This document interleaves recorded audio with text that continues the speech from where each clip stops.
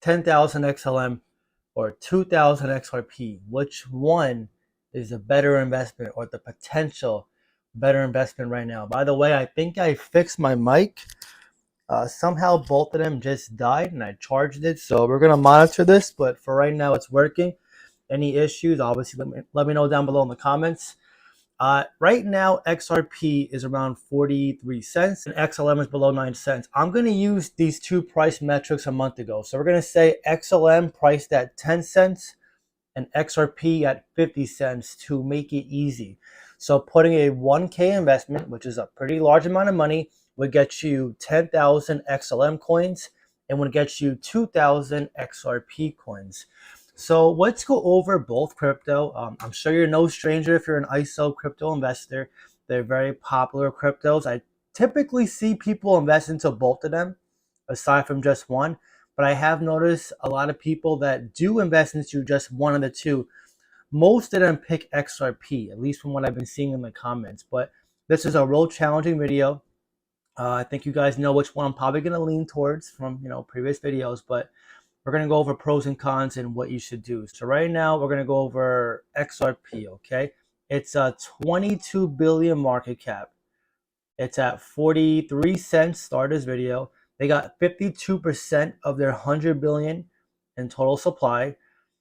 It's not yet back on Coinbase, but I believe after this settlement with the SEC, I think Ripple is going to win. And when they do win, I think we're going to see a major rally for XRP. And something I like that I said before is XRP remained the top 10 crypto despite being suppressed for a number of years now. That's a very good sign because it shows that they have a strong community behind it. We've seen what happened with manipulation of other cryptos, right? Algorand, the only thing that happened for Algorand was they got called a security, not sued, called a security by Gary Gensler, and that tanked Algorand. Not saying Algorand is bad, but those news alone, the rumors of it, tanked it. Jasmine right now is seeing some of the pitfalls of manipulation from ZZ, from Binance, putting it in the innovation zone, a preliminary graveyard for some of your cryptos, tank the price. XRP, now granted it's a larger cap, but even though this is one of the worst news you can see, your crypto being sued and being in a lawsuit, it still remained the top 10 crypto.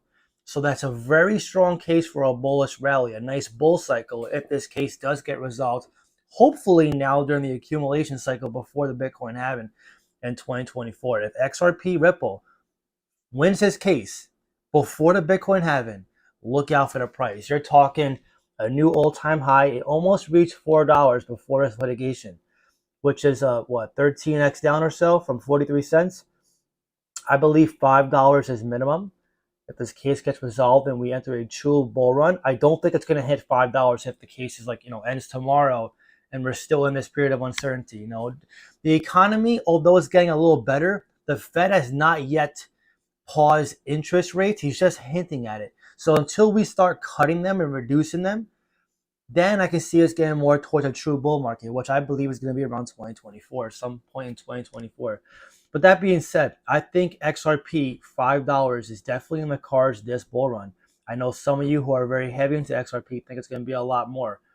I'm naturally more conservative. For those who have been following me since I started this channel in 2021, you know how I am. I do not like being the moon boy. $5 regardless is still over a 10x from here. So a lot of good multipliers to be made. And with the supply it has right now in circulation, a 10x would bring the market cap to a 220 billion market cap. So the full dilution of it at that point would be almost a 500 billion market cap, which is similar to where Bitcoin is right now. Is it possible for XRP next bull cycle? Yeah, definitely possible. I'm not going to rule it out. Like I said, it's been a top 10 crypto already. I think Bitcoin is going to surpass a trillion market cap again, which is around 52K for Bitcoin. And, Bitcoin getting close to 100K or more can be a 2 trillion coin next bull cycle. So XRP to reach a $500 billion is definitely doable if they win this case and we see the adoption that we've been seeing for XRP. And not to mention, it's a cross-border payment solution for banks. That is not a small utility. That's why when you think of the ISO banking coins, XRP is the forefront for these cryptos. It is the crypto to do it. And when you think of the massive amount of banks transacting a ton of XRP on a regular basis, the enterprise crypto, if you will, it's very hard to imagine that sort of crypto company priced at 43 cents. Even though 22 billion market cap is by no means a small cap, it's definitely a large cap. The potential for XRP is still definitely there. And I'm not going to say it's going to be 10,000 XRP per coin that I see in some other videos. I'm bullish on XRP, but I'm also more grounded. And personally, I think we're going to see a lot of multipliers, but not a 10,000 coin next bull cycle, guys. Let's be realistic here. But nonetheless, I think XRP's got a lot of potential, and I think below 50 cents is definitely a steal. And right now, putting down 1K at this price point gets you 2,000 to 2,500 per XRP, which is a pretty decent bag. Now let's move over to XLM. And XLM a little more biased because it works with the people. Cross-border payment solution for peer-to-peer, person-to-person, helping the unbanked get financial services. So think of it as like if you're from the US, a Venmo, but no bank being involved. It's being able to send any crypto or fiat anywhere in the world at a fast rate, at a cheap expense, and doing it at scale. That is what XLM does, Stellar, the network. So it's very similar to XRP, hence why the names are very similar and why one of their co-founders at XRP, Jed McCaleb, is the actual founder for XLM. So the principles of the companies are very much the same. Stellar, though, is a nonprofit charity and it has a little different focus, a different niche. That's why even though they're very similar and some call it brothers and cousins, they're also a little different. Which is why if you're trying to diversify, holding both, in my opinion, is the best way to go about it. Now, that's the spoiler for this video. I think holding both is worth it, but I'm going to try my hardest to pick just one, okay? Because I do want to answer that question, even though I'm bullish on both of them. So XLM, I'm going to give you guys the reasons why I think XLM, 10,000 coins of it, is a better investment than 2,000 XRP. It has to do with the multiplier potential. XLM is only a 2.5 billion market cap versus XRP's 22 billion, which is almost a 10x up. I think XLM will 10x faster than XRP, but that is just my opinion. A lot of people will disagree with that. I know I'm going to see in the comments. I just think based on market cap alone, and I know market cap's not everything, and also tokenomics, by the way, they have half the supply of XRP. I think the potential for Stellar to 10x first is better than XRP. However, I do see both of them doing a 10x. But long term, I do see Stellar getting more exposure only because it's for the people. People want to see a crypto that helps them. And crypto's initial design was to be a currency that you hold and can send anywhere in the world with no bank or intermediary and no one to just control it, inflate it, and steal it from you. Stellar is literally that utility that we thought about when crypto was initially created. So I think Stellar has a first mover's advantage when it comes to adoption because of that utility. However, XRP is going to have the enterprise focus, and enterprises hold a lot of money and power. So that's why I believe they're both going to be great investments. But just on market cap and tokenomics alone, if I'm investing into either one, like say it only had to be one, although I prefer buying both. If it was just one and I had $1,000 right now, I would accumulate 10,000 Stellar because I think the multipliers will be better in the near future. However, if you have the funds and time to do both, and this is not financial advice, I'm just telling you what I would do. I would do both on an even 50 to 50 split. And full transparency, I do not have XRP right now, but I am looking to add maybe one or two more cryptos to my portfolio. And I am strongly considering XRP because I am bullish on it. But I'll be honest, every crypto that I'm bullish on, I'm not holding. I have so many cryptos, it's hard to get everything I like. But these are both solid crypto. And at the end of the day, it really doesn't matter which one you pick if you're bullish on both. The main thing is you have your conviction in it. You have the time to research and stay up to date with your research, and you just look to dollar cost average in. If you're bullish on the ISO cryptos, XRP and XLM are definitely two you should be adding to your watch list and looking into. But if I had to pick one right now, it would be XLM Stellar if I had to pick one. But at the end of the day, I believe both are solid investments. Now I want to hear from you. If you had to pick only one right now, what would you rather get? 10,000 XLM or 2,000 XRP? Drop your comment down below and let me know. If you enjoyed this video, please leave a like. Really helps so much. That being said, I hope you have a great day, and I'll see you in the next video. Hello and welcome to another update. In this one I'll be covering the latest developments throughout the front line, starting out with two pieces of major news. The first one is that the Ukrainians have managed to capture the village of Robotyne in the Zaporizhia front after 78 days of fighting. And the second one is that a plane has crashed within Russia. It is said that it was shot down by air defense. Whether it is Ukrainian partisans or the Russian air defense who shut down the plane, the important bit is that in the passenger list is Prigozhin and Dmitry Utkin. Prigozhin is the leader and founder of Wagner, and Dmitry Utkin is a major general and commander of the Wagner forces. So if this is true and this passenger list is accurate, the Wagner organization, PMC, has lost one of its major commanders and the owner and co-founder of Wagner. So with this, there has been serious developments when it comes to the internal affairs of Russia and what will happen to Belarus with Wagner within it, and if Wagner will react to this. There's a lot of questions, but let's get back into that later. Starting out in the Zaporizhia front, the Ukrainian forces have launched further offensives in the Robotyne area, and over the past 2 days they have pushed onwards, and they have now managed to capture all of Robotyne. And this is according to the latest report by Deep State Map, where they post this picture here, which showcases a Ukrainian flag on one of the southernmost buildings within the village. So this indicates that the Ukrainians have full control over it. However, there's still the possibility that some infantry passed through and put up the flag, but most likely that is just wishful thinking on the Russian part. So most likely the Ukrainians have full control over the village, and as such they are now ready to do their main push in the direction of the first offensive line of the Russian forces.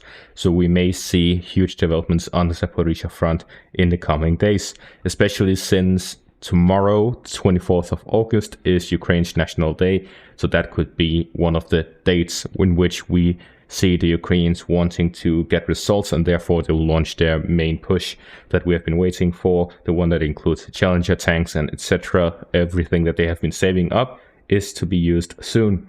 And this actually goes in line with how I've seen the Ukrainian forces, the videos coming out over the past few days, has had a significant increase in infantry compared to armored vehicles. This could indicate that they are saving up these armored vehicles for their main push, and now we see the capture of Robotyne. This adds up to the main push happening, and the Ukrainians were preparing for it and are now ready for it, and that we'll see it very, very soon. As soon as they launch it, we'll see it here on my channel first, so make sure to leave a like and subscribe. Moving on to the reports on the Wagner plane crash. According to the latest reports, in the region north of Moscow, the Wagner plane has crashed. And this is actually very interesting because we see information that the business jet belonging to Prigozhin, the leader of Wagner, has crashed. According to this picture here, the crash happened in the Tver region, and it was presumably shut down by air defense fire. So what we see is that the Prigozhin himself was listed as a passenger on the plane. However, it is not confirmed that he's been killed yet, and that is because based on when the Wagner mutiny happened, the FSB and so on checked out of his personal belongings, all of these things. So we know he has body doubles, we know that he had fake identities. So there's many possibilities, and he also has a second private jet, which is currently maneuvering in the Moscow region. So it has not been shut down yet. There is a second plane. There's also the possibility that that holds him. But the most likely thing is that Prigozhin has been shut down about 99%. And this has happened as well as Dmitry Utkin, who is a prominent Wagner commander. So with these two being shut down, this is very significant for Wagner, because these are their prominent figures. They have a lot of say in what happens within Wagner. And now with Wagner in Belarus, on top of all of the issues they had prior with Russia, from the 24th of June and prior to it with Prigozhin constantly complaining about ammunition. There is a lot of tension here right now. So there's a huge possibility that a lot of issues could spring up from this. But definitely the situation right now is that allegedly Prigozhin has died, Dmitry Utkin has died, and the culprit is air defense. So it's most likely Russian air defense shooting down Prigozhin's plane. And therefore we see the second plane now maneuvering, trying to avoid fire. And if that is to happen, then we move back to the front line, where in the Vremelsky Ledge area, the Ukrainian forces continue attacking their Russian positions in this direction as they continue their attempts at gaining full control over the area, and that they try to essentially push the Russians back. Currently, their main push is happening on the western parts of the river line, and then there is some minor excursions to the east, where they're trying to push eastwards, push the Russians away from that area. And moving back to the Robotyne area, this is actually very interesting that the Ukrainians have managed to fully capture the village, because according to information from the Russian side, about 10 a.m., which is 9 hours ago, the Russian forces reported that they were in control of half the village. So essentially no developments since the day before. But they also mentioned that there were Ukrainian units in the basements of the houses throughout the village. So this could mean that the Russians were trying to push forward, trying to clear these basements, but the Ukrainians had poured in a lot of infantry towards the village, and then the Ukrainians launched a armored attack towards the village, and with assist from their infantry who were already within the village, they were able to outnumber the Russian forces and were able to push them out of the village, after which the Russians would be forced to withdraw behind their trench lines south and to the west of the village. According to the Deep State Map update, there's no reports on the trenches to the west and to the south of the village. So I'm assuming that they're still under Russian control, but there's also the possibility that the Ukrainians have pushed them away from there. But generally the situation is that the Ukrainians allegedly have control over the village. Then we move on to the Bakhmut area, where here the Ukrainian forces continue their attacks in the direction of Klishchiivka as well as Andreevka, as they are trying to push onwards, push the Russian away from their positions, try to cut off the roads between Klishchiivka and Andreevka, and try to gain control over Andreevka, which would then allow them to flank Klishchiivka. As for the northern parts by the Kupiansk area, Kislivka and so on, the Russian forces continue their own offensive operations as they try to gain control over Sinkivka, as well as moving further south towards Petropavlivka. And in the eastern parts in the direction of Kislivka and Kotlyarivka, they are also continuing their attacks in this direction, trying to cut off the Ukrainian positions here and reach the main road, and then push westwards, southwards and northwards from these positions, trying to capture the villages in the area. So the general situation right now is very dynamic. Anything can happen in these hours, as there's major developments happening throughout the front and in the back line. This is definitely going to be one of the major points throughout this conflict, and that is going to be all for this update. Thank you all for watching and have a great day. With the price of XLMB, it was the same price of the current market cap of Bitcoin right now. So the current price of Stellar Lumens XLM is 19 cents with a $4.7 billion market cap. And Bitcoin is currently trading at about $39,700 with a $753 billion market cap. So we divide the current market cap of Bitcoin by Stellar XLM, and we get 753 billion divided by 4.7 billion, and we get 160.21. Multiply 160.21 by the current price of the Stellar Lumen price of 19 cents, and we get a $30.44 Stellar Lumen price if it was the current market cap of Bitcoin right now. Fear of Ape NFT out now, link in bio. Get it now. What's up, guys? Back in the kitchen. Stellar, 14 cents.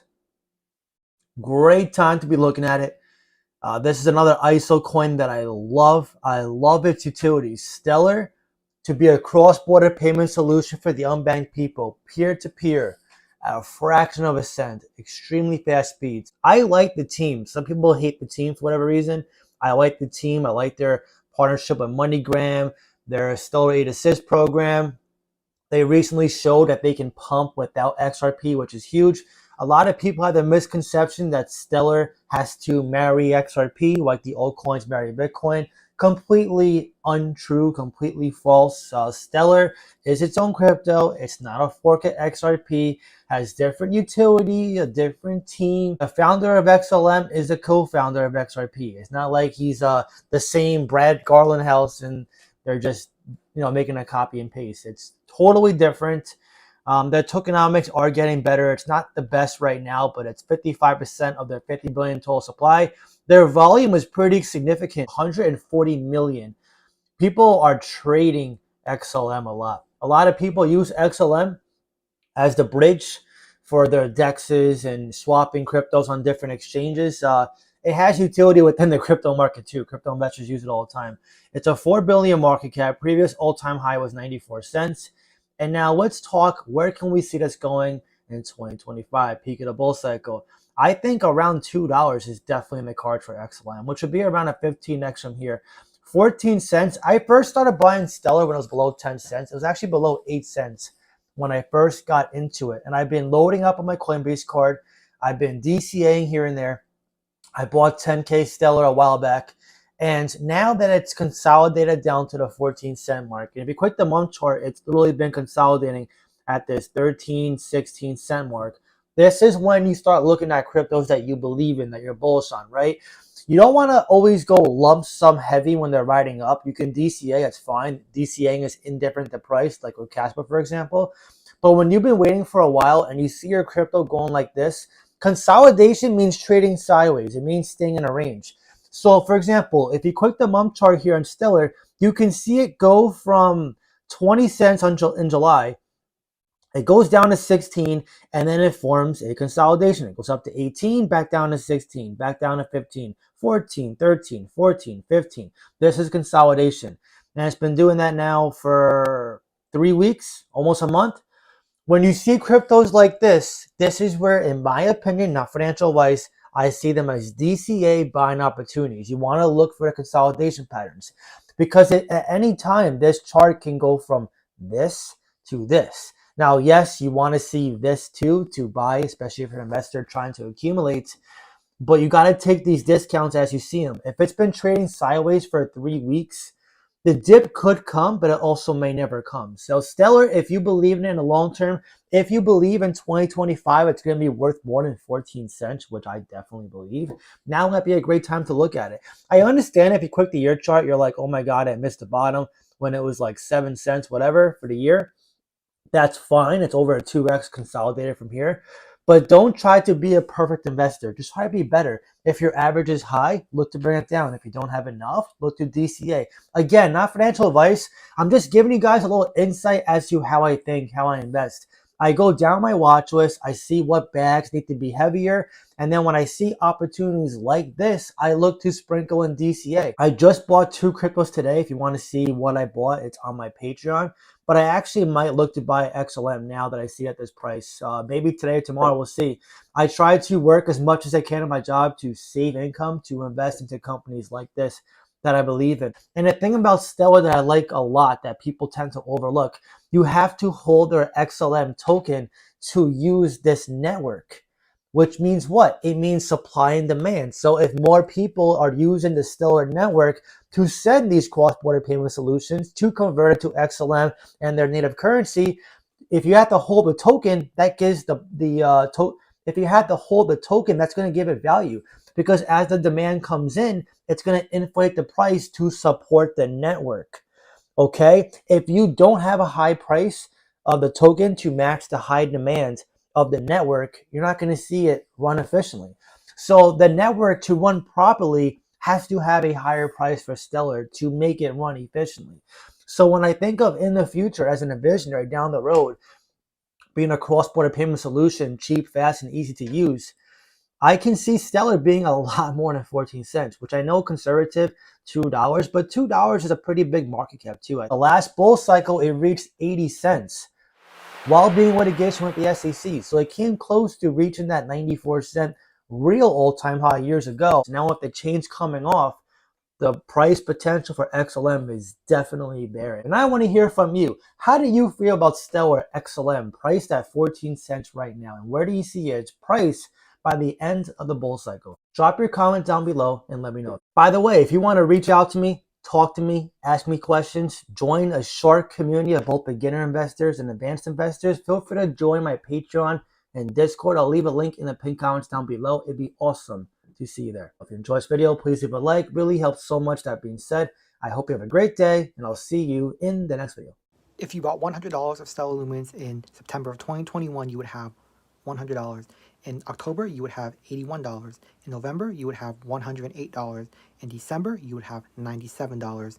In January of 2022, you would have $77. In February, you would have $57. And in March, you would have $60.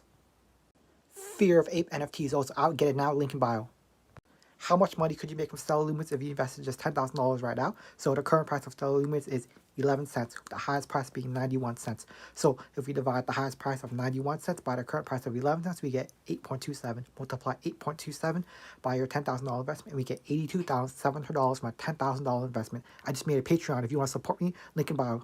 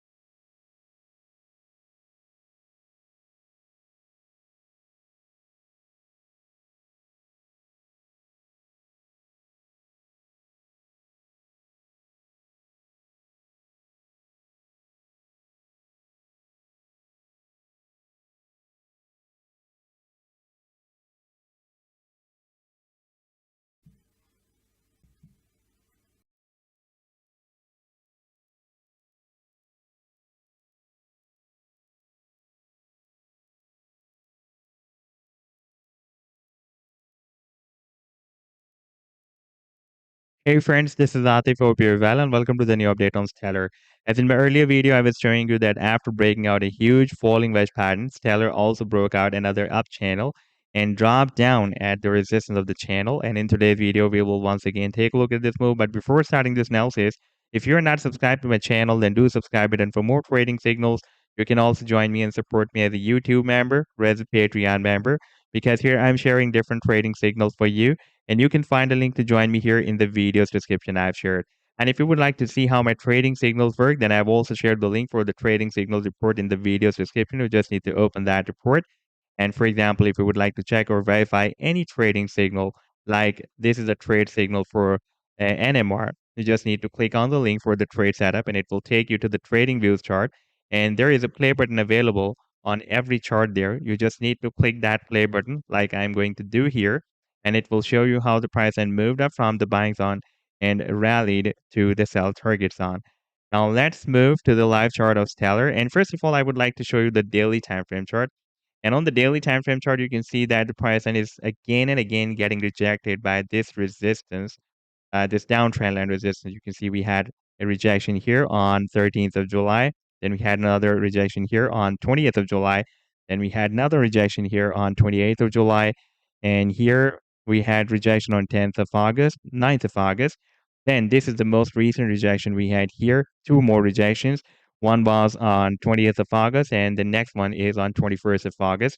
And now it is quite obvious that in order to finish this downtrend, we need to first break out this downtrend line resistance on the down channel. Now, at the same time, if we take a look at the weekly time frame chart, then after breaking out a huge falling wedge pattern, the price line also broke out this very big up channel. The target for this breakout was, by the way, here at 16.2 cents, and you can see that the price line rallied beyond that target, and now the price line is retesting the previous resistance of the channel as a support. Here we had a long spike, and we tested this long-term support of 10 cents, and after this retest of 10 cents support, the price line moved up, and now it is again moving above the resistance of this channel, slightly at this time slightly moving down than the resistance. However, if we will have a weekly closing above this resistance of the channel, then it can be a perfect retest after the breakout, and then there will be a probability that the price line may start another price reversal from here. And if we take a look at this previous breakout, then you can see that what's happened here on 23rd of January 2023, and after the breakout, you can see that the price line is slightly turning parabolic bullish to the upside. Let me just select this tool for you so for better understanding, and you can see it is turning parabolic bullish so far. And if the price line starts another price reversal, then it can form another high than the previous high, like it is doing every time. You can see it form this high here. The next high is higher than the previous one, and this next high is higher than the previous one. And if the price line starts another reversal, then it can also break out this long-term resistance of 20 cents in order to form another higher than the previous high. And if we take a look at the target, by the way, for this huge breakout, and that move is, by the way, still due, the breakout from this falling wedge pattern, the target is here at the top of the wedge that can be between 80 cents to $1.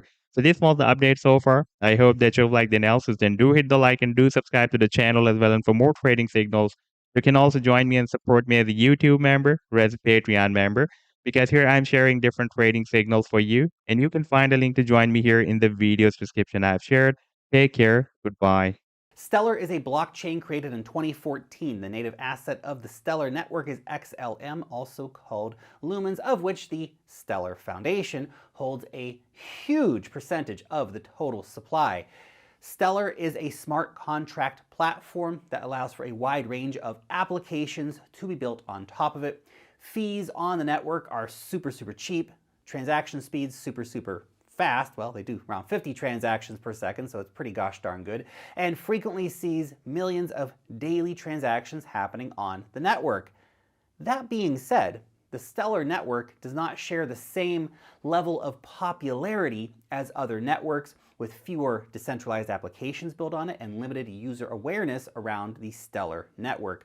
Other newer chains are getting users faster, and they are capturing more investor interest. The pressure is on for Stellar to remain relevant.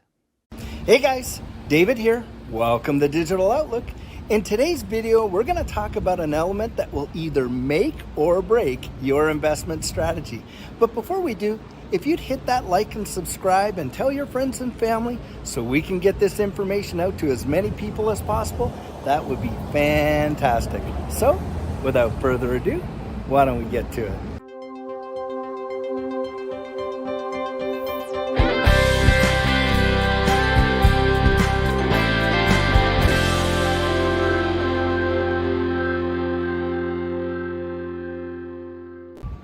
So guys, this video that we're doing today is because some of my subscribers have requested that I talk about this subject. And you know what? This subject is actually quite an important one. In fact, it can really make the difference between you being a successful investor or getting absolutely decimated. So quite important.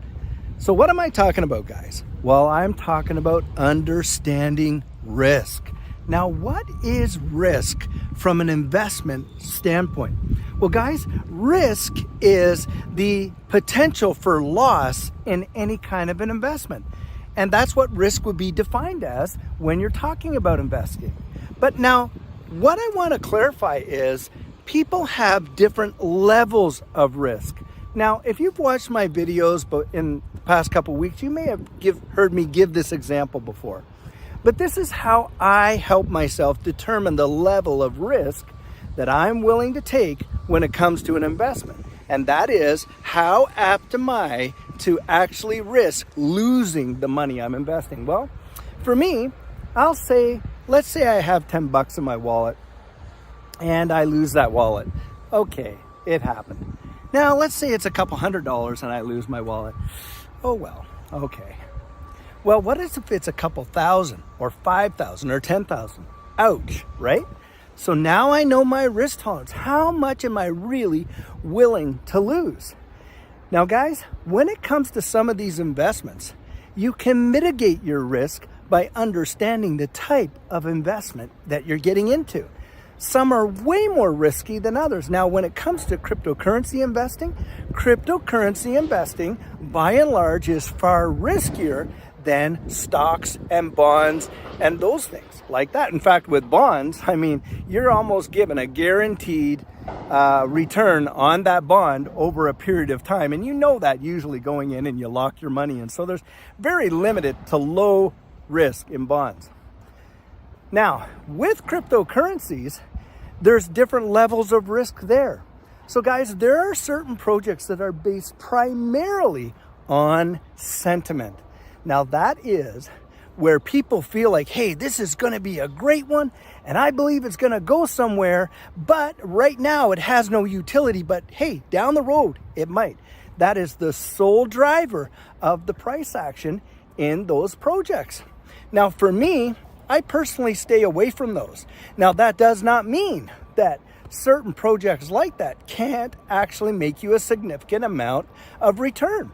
Give you an example, Shiba Inu. Shiba Inu is a meme coin, meaning, it's just kind of like one of these ones that is associated with, a particular dog breed, like Dogecoin or whatever. And when Shiba Inu first came out, it had no utility, none whatsoever. But it had huge market sentiment. And what happened? It just took off and made a lot of folks a lot of money. I personally was not one of those. Now, why? Because for me, guys, when it comes to risk, there are 4 things that I'm going to look at in any investment. I'm going to look at the real world utility. Shiba Inu didn't have one for me. Now, I'm going to look at the management team. Who are the people who are leading the project? Now, I'm looking for people who have background and are established and have real world connections. The next thing I'm looking at is strategic partnerships, where you have a huge network of worldwide strategic partnerships, and that is very important to me. I'll give you an example of one that I like a lot, Hedera Hashgraph. Now, Hedera Hashgraph has a fantastic management team, and the governance board and those that own Hedera Hashgraph are some major fintech names like Google and IBM and the like, okay? Now, the 4th thing I look at is price action. Well, of course, with Shiba Inu, because it was new, it had no prior price action, none whatsoever. So I would not have touched that. Now, the ones I have gotten involved with are most of the ones I'm exposing on this channel. And guys, you need to know that I fully believe in these projects. And the reason I believe in them is because I have done my personal due diligence to go in and learn as much as I possibly can about them. And that caused me to feel much greater level of confidence in order to invest in them. And for me, that helped minimize that sense of risk that I had. So, management team, real world utility, management team that it has strategic partnerships and some historic price action. Well, guys, one of my favorites, XRP. Well, XRP is primarily driven by Ripple, and Ripple has some amazing people on their board of directors. Now, you just take a look at some of the names on there. You got Brad Garlinghouse, one of the best CEOs I think there is in this entire crypto space. You've also got Rosie Rios on there. Now guys, I would ask you to take out a $100 bill, even a $20 bill, out of your wallet, and you look at who signed that on behalf of the Treasury. It was Rosie Rios. Guys, these guys have a huge management team. Now on top of that, what about strategic partnerships? Well, we know for a fact that Ripple is interlinked with so many of these major global organizations, the International Monetary Fund, the European World Economic Forum, the Bank of International Settlements, and they've got all kinds of relationships with all kinds of various banks around the world. So that's another big plus for me. And then they have price action. Guys, when I saw that XRP back in 2017 on January 4th was trading at 0.006, and then just 1 year later on January 4th of 2018, it went to $3.84, and I could see the historic price action. That was a big changer for me. So for me, getting involved with XRP, XLM, and all these ISO 222 coins is a very secure investment from my perspective. Now guys, what did I do there? I did my due diligence to assess my risk management. Now guys, when it comes to the amount that you're going to invest, dollar for dollar, guys, this is where you need to determine your risk for loss. Remember that wallet example? You can use that one if you like. But another thing I would recommend that you do, don't make a decision like that in isolation. Actually, sit down with your husband, your wife, your parents, or whoever, and just let them know what you're interested in doing, why you feel comfortable in doing it, and kind of get that kind of counsel. Because I'm not telling you that, hey, these are bad investments, don't do it, blah, blah, blah, blah. But I'm just saying you need to know your personal risk appetite. Now, maybe for some of you, you don't even need to question somebody else. Maybe you have a discipline that you employ to determine your risk. All I'm saying there, guys, is know what your risk is. And in doing so, you're going to save yourself from some huge pitfalls. Now guys, I've made my own mistakes. So early on when I was getting into this space, I didn't do my 4 due diligence things. I saw this one project and I invested in it and didn't look back. Well guys, I lost thousands of dollars on that trade. It was a complete rug pull, but I learned a lesson. I learned not to stray from my disciplines of looking at that real world utility, that management team, the strategic partnerships, and the price action, and not to allow my emotions, the FOMOing in to a project. Now guys, having said that, there's two kinds of fear that you need to be leery of when it comes to investing. The first one is fear, uncertainty, and doubt. And if you're in this space for any length of time, you're gonna know it, you're gonna hear it. It's called FUD. Now what's happening there, guys? A lot of times there are people who are working against your project sometimes. They might even be trying to short it. But oftentimes these are market makers that are putting information out there to scare you from either not investing or letting your investments go at rock bottom low prices. Now guys, it has been my experience that the worst time to ever sell is when things are on the floor. But that's the time that all this news media gets put out into the major marketplace saying it's too risky, it's so scary, you don't want to buy now, you want to buy later when it's just going sky high. Now when it's going sky high, guys, they call that FOMO, the fear of missing out. And so at that point, guys, you have all these news articles and stuff coming out saying, now's the time to buy, get in, get in, get in. Well, what do you think those guys are doing? Same guys that were telling you to stay out way back there. Well, when they're telling you to stay out, most of the time they're the ones getting in. And when they're the ones telling you to get in, that's when they're getting out. That's how these markets work. It's manipulation all around, guys. And so what I'm saying there is, do not make any investment decision based on fear. Fear of losing out so you sell, or fear of missing out so you get in. That's vitally important when it comes to risk management. Now guys, this is the video I have for you today. I hope you enjoyed it, but feel free to make your comments down below. And whether there's something I missed that actually would apply, you put that down in there. And if you disagree with my synopsis on things, that's okay too. You can put that in as well. All right, guys, I hope you enjoyed it. So guys, sorry about the wind today. Hopefully we can get that cleaned up a bit. It was pretty windy out today. But before you go, just take a peek at this absolutely gorgeous area out here in Adriatica in McKinney, Texas. It is just stunning. Amazing. So guys, as you know, I'm not a financial advisor, and this isn't financial advice. But if you found value in it, if you'd hit that like and subscribe, I'd appreciate it. So, in the meantime, and in between time, stay safe, be blessed, and I'll catch you in the next one.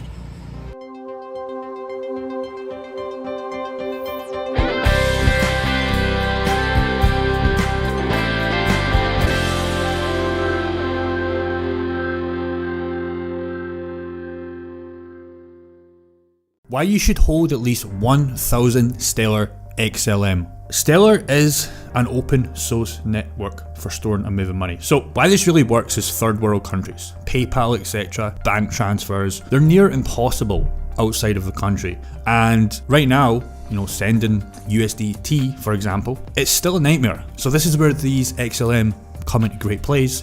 And that's why I think we need them to connect the world and make it more financial in a physical sense. So I think that really sums up. But if you don't believe me, this is IBM, and these guys talk about the 5 most important benefits of blockchain. Enhancing security, super important. Greater transparency, amazing. Instant traceability, efficiency and speed, so important. Automation, you can scale it pretty much. Smart contracts, all that kind of stuff. So that's one of the reasons why I think you need 1,000 minimum. So cheap in my opinion. 4 billion market cap compared to other coins. So undervalued. Let me know what you think. $100 of Stellar Lumens XLM in August of 2018, you would have $100. In 2019, $36. In 2020, $47. In 2021, $155. In August of 2022, $59. Because I don't know if any of you guys have ever tried to pay somebody in a third world country like, I don't know, Ghana, India, for example, but I do it quite a lot. And when I had a bunch of editors and even people for my e-com stores, it is a disaster if you don't want them or yourself to get absolutely effed by fees, because I'll tell you exactly what happens. For example, I hired an editor for this YouTube channel, even though I don't have one anymore. But when I did have one, it was a disaster.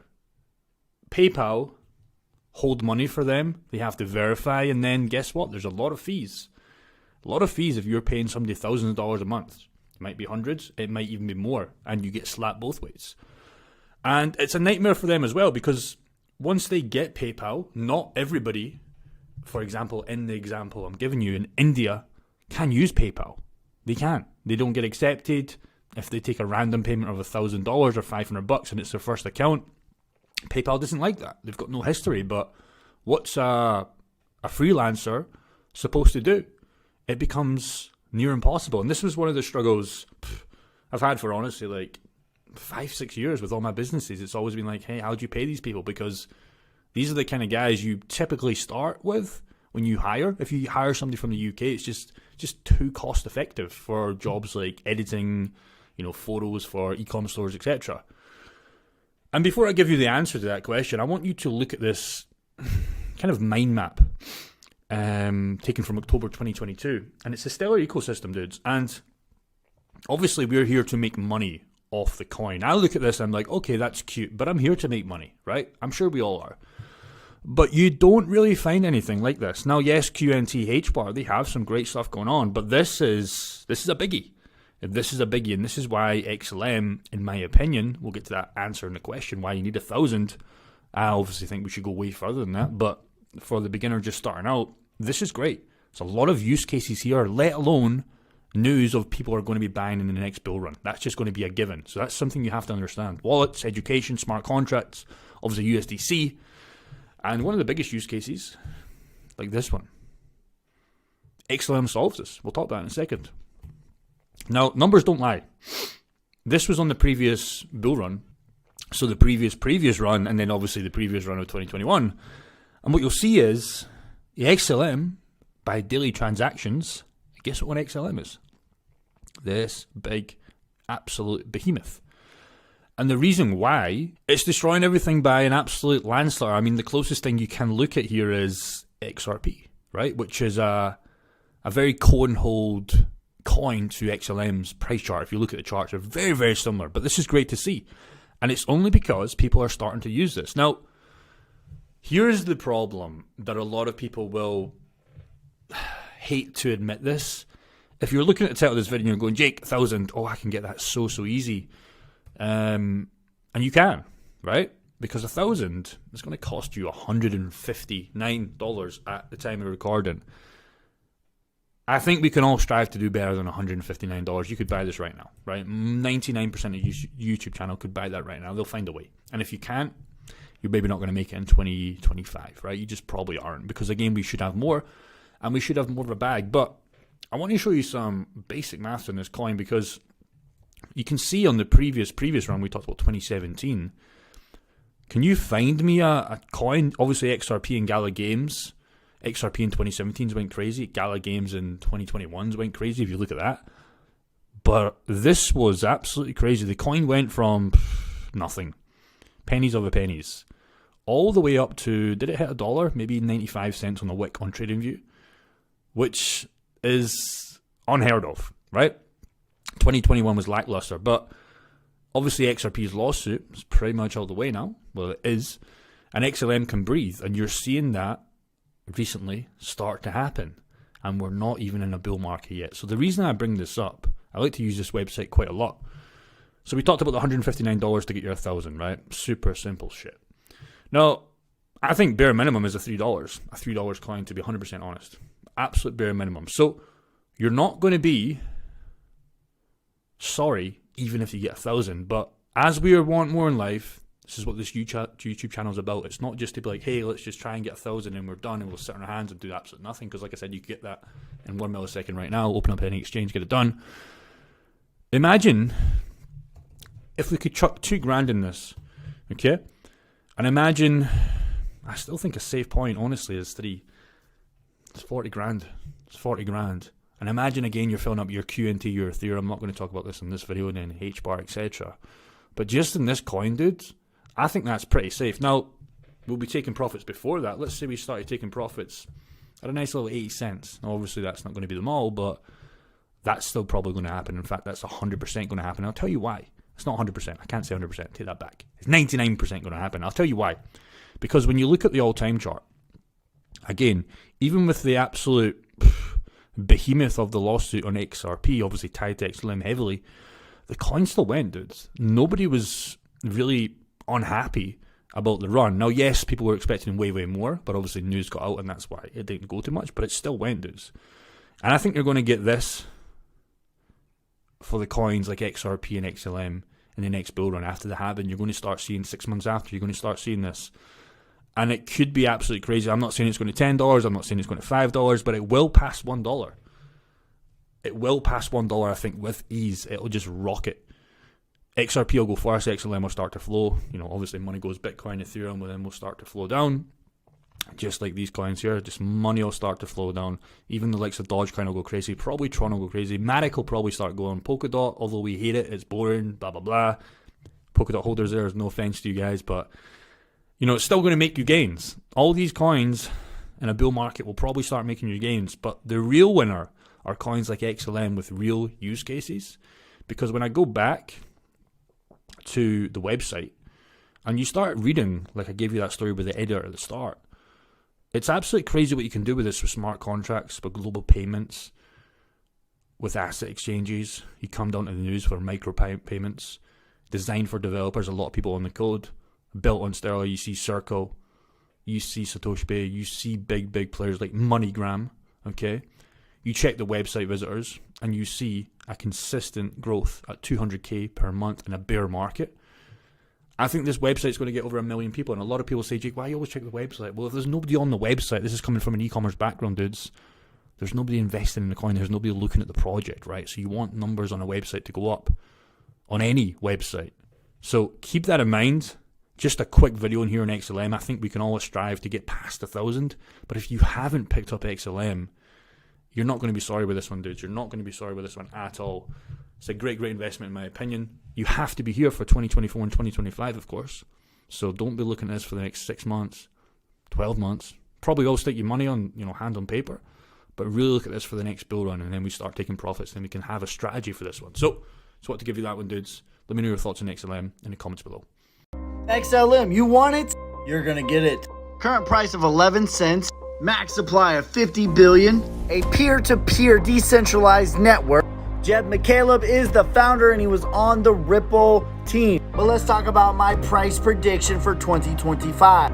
This time I'm going to give you an upside and a downside because as you can see here, it didn't break a new all-time high. So if it doesn't break out again, it will go to 55 cents. But my 2025 price prediction is, follow me, you savages, $2.78. Go ahead and subscribe to me on YouTube and let me know what coin you want next. So, XRP or XLM? XRP and XLM, otherwise known as Stellar, are two cryptocurrencies that are trying to shake up the currency system. Here are some key facts to help you decide which one you should be investing in. Both coins are focused on the transfer of fiat currencies across borders. But that's about where the similarities end. XRP's Interledger aims to connect banks all around the world so that fiat currencies such as the US dollar can be transferred seamlessly. Importantly, XRP is targeted at businesses and financial institutions. While offering very similar capabilities, Stellar is actually targeted at people who don't have access to a bank account. It was developed for those that don't have access to the banking structures that more developed countries do. Looking at the tokenomics, XRP's market cap now sits at 25.7 billion. Maximum supply of coins is 100 billion, and there are currently 50% of those in circulation. In comparison, Stellar's market cap sits at $3.1 billion.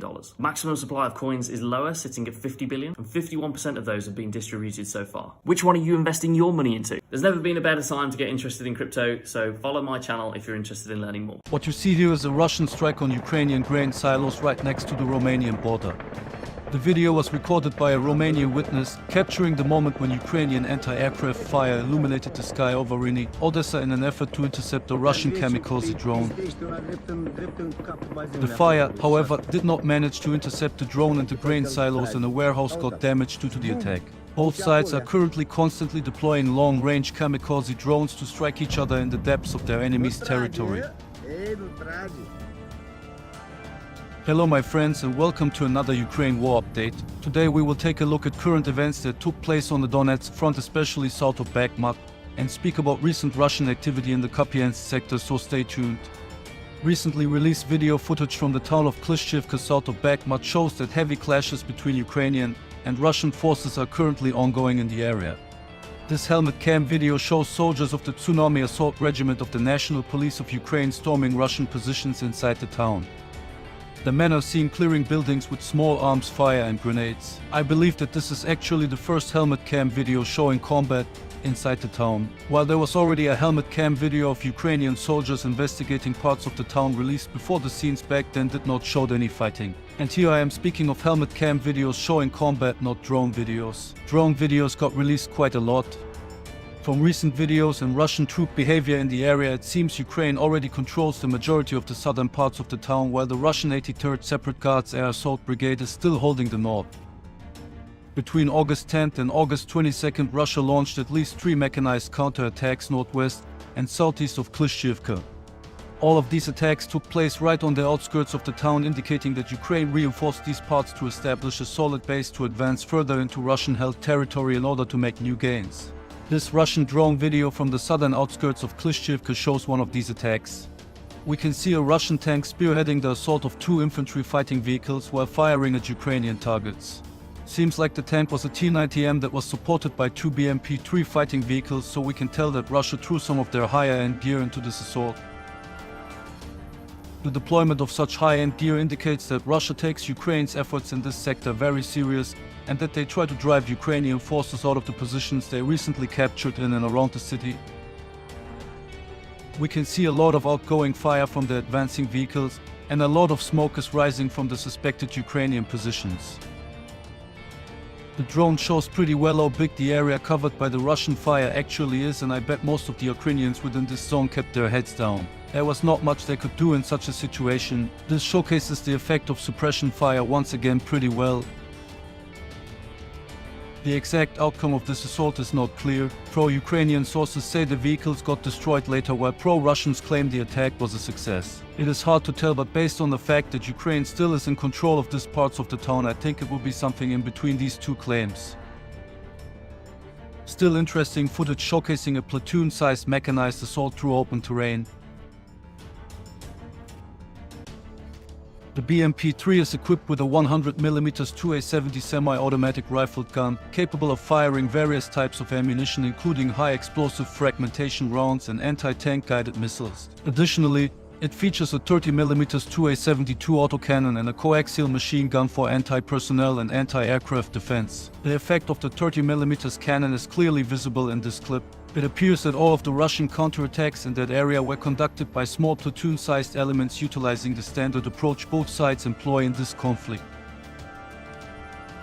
Further southeast of the location of the previous clip, the 3rd Separate Assault Brigade stopped a second Russian mechanized attack in the area of Andreevka. Here we can also see T-90 tanks. Some people say that these are the vehicles from the previous clip, but I cannot confirm this. As said, this took place further southeast within Russian-held territory. It is most likely that the vehicles got destroyed when they were on the way to their next objective. Since there was no footage of the strike released, I assume that this was an ambush, and the videos are withheld for OPSEC reasons. The 3rd documented Russian mechanized counterattack took place on the northwestern outskirts of Klishchivka. We can see a slightly over platoon-sized element of Russian armored vehicles, including tanks and infantry fighting vehicles with cope cages for protection against drones. The whole attack was filmed by at least 2 Ukrainian drones flying above the area. Therefore, the attack was filmed from multiple angles from which 2 separate video clips were released. The Russian assault element quickly came under heavy Ukrainian fire and failed to continue the attack. We can see a lot of artillery impact stopping the column and taking out the vehicles, from which several can be seen burning in this clip. If you watched till now, please make sure to give this video a like. Sadly, this is the only way the YouTube algorithm makes this video available for a larger audience. Also, every comment is very much appreciated since this helps with the algorithm even more. Also, make sure to subscribe, hit the bell and enable all notifications for this channel. That way you will not miss any new uploads. It often happens that the videos I upload get buried and most of my subscribers do not even notice that I uploaded something. This is quite frustrating, especially since it takes way longer to create these videos than you think. As always, I cannot state enough how thankful I am for every viewer, especially the ones who follow me since 2014, where I started reporting about the war in Syria. The 2nd Ukrainian drone filmed the attack from a much closer angle. We can clearly see that Russian mechanized assaults face the same problems like the recent Ukrainian ones in the southern parts of Ukraine. The additional reconnaissance layer drones provide on the battlefield make every tactical surprise nearly impossible. The chance to utilize terrain for effective concealment is basically close to zero, since every attempt can be early recognized, and countermeasures depending on the assigned threat level can be deployed pretty quickly.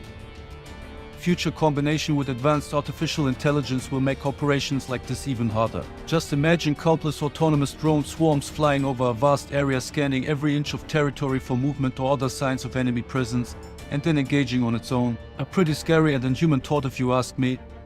The Ukrainians definitely did not want to give up their position and fired everything they had at the Russian attackers. After the attack got halted, the Ukrainians even targeted the retreating Russians with what looks like cluster munitions at the end of the clip. From the footage, it looks like Ukraine still has the upper hand in this sector, and there are good chances they will further advance in this area soon. For the ones saying I am a pro-Ukrainian propaganda channel for saying this now, I have to say that you should watch the whole video. This time a lot of Russian footage is included. However, I merely speak about what we see in the videos, and here it definitely looks like Ukraine is on top. I try to be as objective as possible, even if this is exhausting as hell. In fact, trying to show conflicts from as much perspectives as possible always has hurt this channel pretty much since I started in 2014. Channels who pick sides get way more financial support from their viewers and have a pretty stable viewership, sometimes even surpassing their subscriber count. This video from the Donetsk region captures a rather intriguing event, not because what we're witnessing is a first-time occurrence, but because it reveals something we've previously observed, only this time the roles are reversed. In the footage, a Russian drone can be seen detecting and tracking a Ukrainian anti-air defense system while it launches missiles. At a certain point, it appears the system even fires missiles at the drone, but then it becomes a target of Russian fire shortly after. Like with previous videos showing similar events, the surface-to-air missile system even keeps firing after the hit, and the missile lands in a field in front of it. Not only Russian drones hunted in the Donetsk city region, here we see a series of FPV drone attacks on a Russian BMP-T Terminator. The BMP-T is quite a high-value target that gets rarely spotted by Ukrainian troops. This is because there are not so many BMP-T Terminators out there, and Russia takes a lot of care for them. Here they even tried to recover the vehicle by towing it away after it got disabled by the first strike, but Ukrainian drone operators kept hitting it. I believe spotting one of those machines is like seeing a unicorn for them. The cost effectiveness of those small FPV drones is just insane, and it always amazes me seeing it in real life, especially with such high-end gear like the BMPT. These drones only cost a few $100s each, what is nothing compared to smart munitions, military loitering munitions or advanced anti-tank missiles. Also, the fact that basically everyone can buy one is also crazy.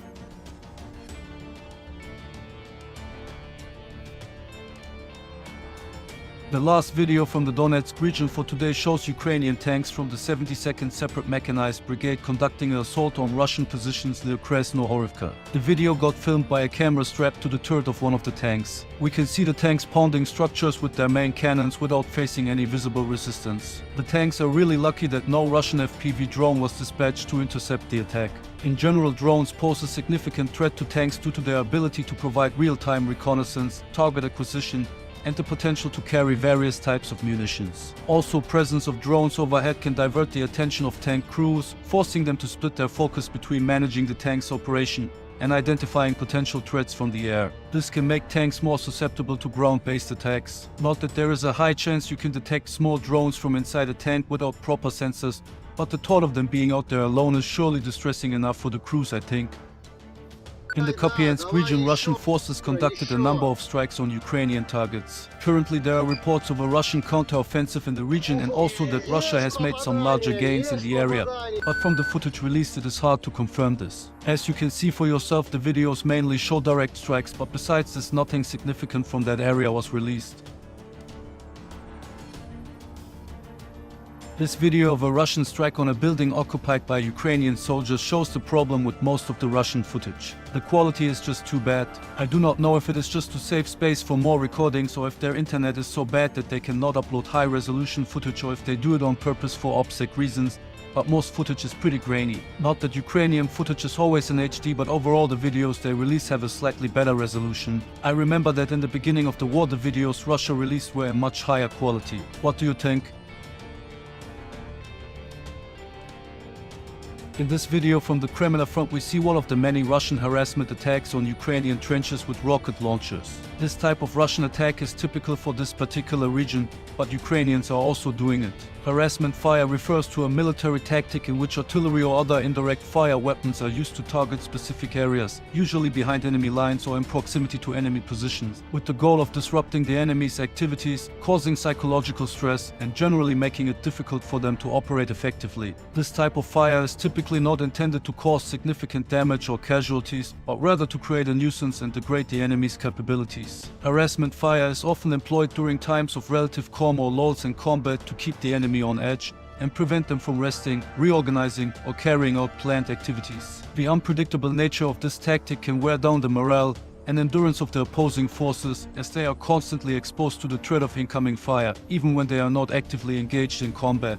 By subjecting the enemy to random and unpredictable attacks, harassment fire aims to create fear, anxiety, and uncertainty among enemy forces. This can lower their morale and contribute to a sense of insecurity. Harassment fire can interrupt the enemy's communication, logistics, and movement, making it harder for them to coordinate their actions and maintain operational effectiveness. By forcing the enemy to react to incoming fire, harassment fire can divert their attention and resources away from their primary objectives, making them more vulnerable to other military actions. The constant threat of harassment fire can prevent the enemy from fully resting and recovering from physical and mental fatigue, which can have a cumulative effect on their overall combat readiness. Harassment fire can make it challenging for the enemy to observe their surroundings or carry out reconnaissance, as they need to seek cover and limit their exposure.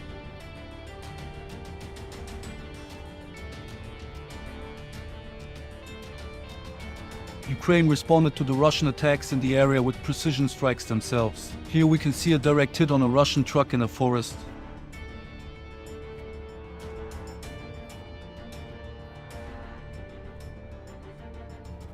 And here we can see a drone video of a strike on a Russian mortar in the Luhansk region. The mortar looks like a 2S4. The 2S4, also known by its NATO reporting name M1975, is a unique self-propelled mortar system developed and manufactured by the Soviet Union. The 2S4 is equipped with a massive 240mm mortar that can launch a variety of projectiles, including high explosive, smoke and incendiary rounds. The sheer caliber of the mortar gives it the ability to deliver highly effective indirect fire support at long ranges, making it capable of engaging fortified positions, defensive structures and enemy concentrations.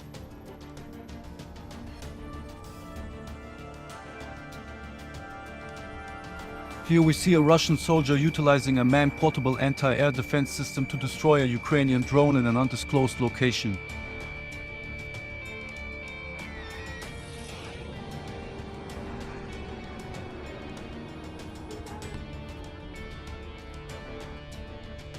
This is the first time a German mortar was spotted near the front line in Ukraine. And here we can see Ukrainian soldiers training with a Dingo vehicle armed with a MG3 machine gun. That's it for today's Ukraine war update. I wanted to use the final moments of this video to express my gratitude to all of you who have stayed with me throughout. You, my dedicated viewers, are truly invaluable to me, and I'm pleased that my content holds value for you. I must admit that I'm currently feeling quite exhausted, and as a result, there haven't been many recent videos. Additionally, my last Ukraine war update didn't perform as well as the others. This was mainly due to YouTube's algorithms affecting its visibility, resulting in a notably lower impression count compared to my other videos. I'll include a link to it in the description box so you can take a look if you're among the many who missed it. Every like, comment and share is immensely appreciated. Your engagement and support continue to motivate me, especially during times when I struggle to find the energy to create videos. Covering this war in the long term without resorting to sarcasm or sensationalism is quite challenging. I am currently considering shortening the updates to enhance the quality of my commentary. However, I would be interested in hearing your feedback on this first, so please don't hesitate to share your thoughts in the comments. Hello everybody and welcome to another Ukraine war update. In the area south of Bakhmut, Ukraine continued to make advances and successfully attacked on at least two axes towards Klitschivka and Andrivka. The 3rd Separate Assault Brigade released several helmet cam videos from their 1st and 2nd Battalion storming Russian positions during the recent fighting in the area. Here we can see 2 Ukrainian infantry squads attacking Russian positions with support from M113 APCs. The volume of fire sent at the Russian defenders is pretty high and allows the Ukrainians to quickly advance. Also, please keep in mind that they actually have no cover besides the 2 APCs and are basically standing on pretty hot ground. There will always be comments saying that they're basically wasting their ammo here and shooting at nothing, but again, as always, this is called suppression fire. They're trying to cover as much of the area as possible with fire to pin down the Russians in order to maneuver on them safely. We can hear orders being yelled, reminding the fighters to keep their distance in order to not be bunched up, what would make them an easy target for machine gun fire drones, RPGs or grenades. What is pretty interesting about this particular clip is that we can hear a female soldier being present during this firefight. I don't know if she was a medic or actual combatant, but still, for me this is the first time hearing a woman in a firefight. Since there might be the misconception that I'm some hardcore conservative old-fashioned far-right guy, I have to say that this is not the case, and I have no problem with women in the military, even in combat roles, as long as they can keep up with their male counterparts. Near Andrivka, the 2nd Assault Battalion of the 3rd Assault Brigade launched an assault on Russian-held positions. In the distance we can see smoke rising from an area attack that was conducted either by artillery or unguided rockets fired by a helicopter. Here we can see again that the soldiers basically are fighting in very hard terrain. Their right flank's pretty much totally open, and in front of them there are only bushes that provide concealment. Also, it appears that this time there was no APC close to them providing fire support and cover.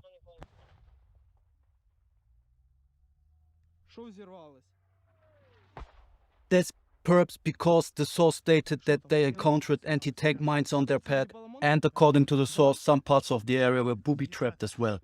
Based on this and the terrain they were actually fighting in, the soldiers had to be very careful with their advance, and therefore they only could move forward very slowly. One Russian trench was relatively close to them within a tree line in the distance, and in order to capture it they had to cross open terrain without cover, what made their task extremely hard since the Russian machine gun was present in the area, pinning them down behind nothing but concealment.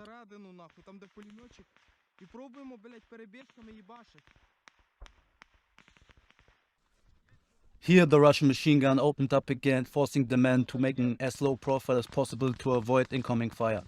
The man appeared to be well drilled and stayed calm during this.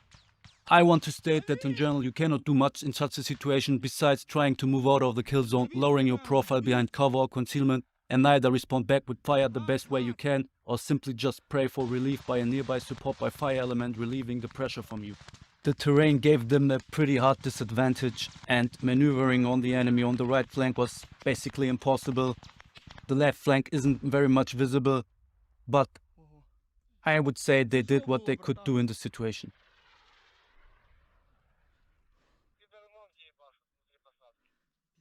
Підаремонки їбашуть внутрі посадки. Гасик, перед вами 10 метрів окопна лінія. Закидайте гранати. Братан, надо, щоб ви в посадку теж ниряли.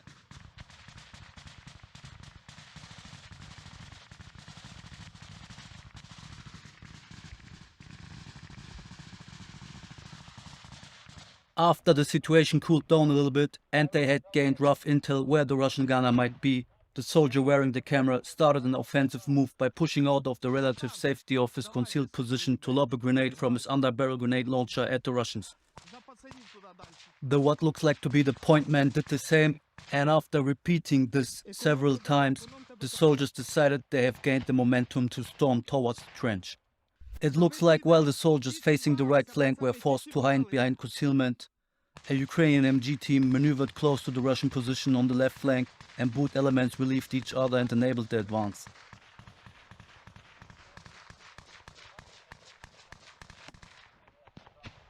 Давай, братан, пішов. Давай.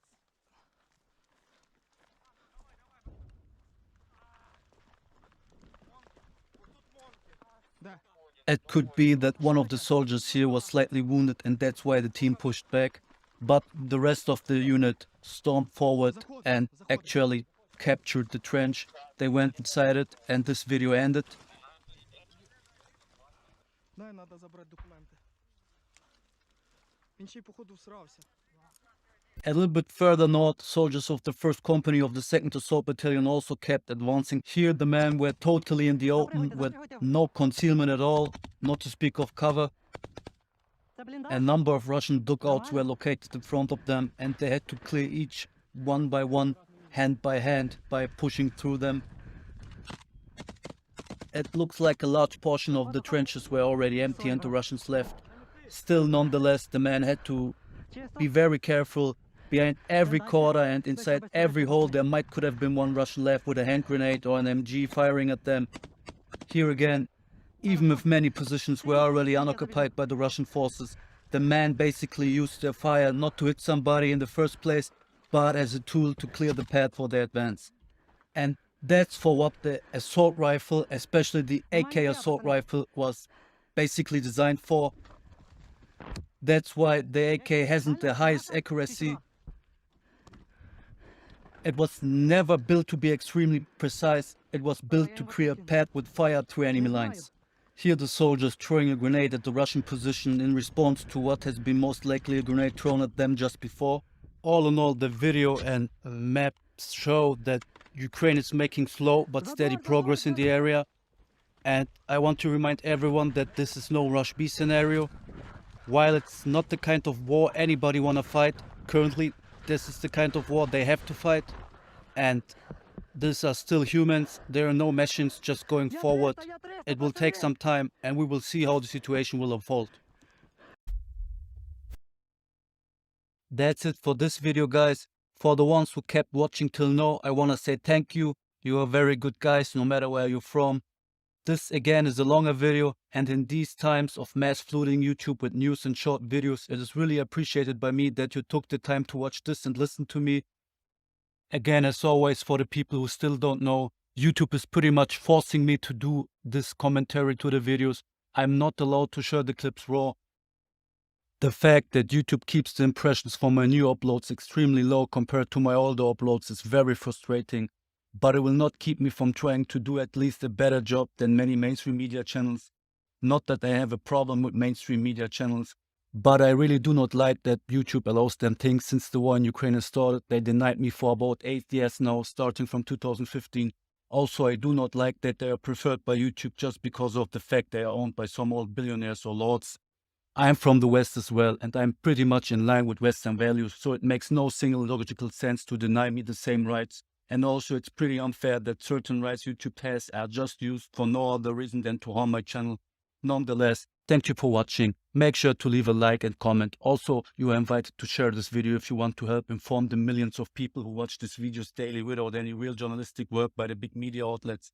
Also, I would very much welcome if you subscribe, hit the bell and enable notifications. That way you can help me combat this unfair practice by YouTube at least a little bit.